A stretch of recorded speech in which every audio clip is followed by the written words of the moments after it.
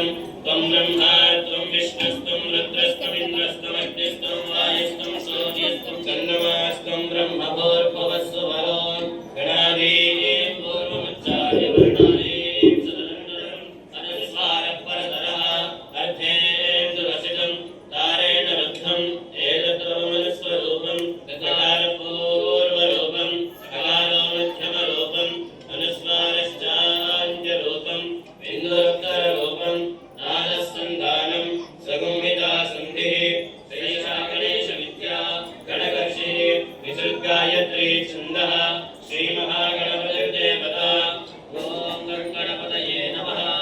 एकदन्ताय विद्महे वक्रतुण्डाय धीमहि तन्नो दन्ती प्रचोदयात्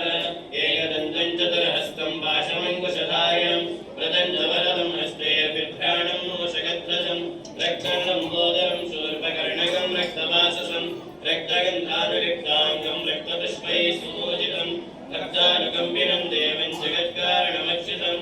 आविर्भूतं च रक्ष्यादो